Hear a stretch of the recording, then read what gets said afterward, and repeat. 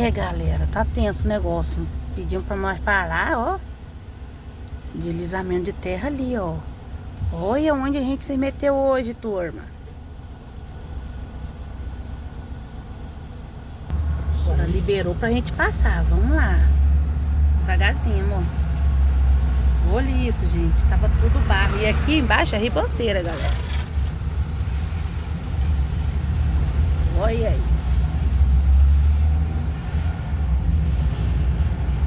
Que perigo! Olha, tem muito barro. E o marido foi pro Lava Jato e falou assim: vou lavar pra ir viajar com o carro limpinho.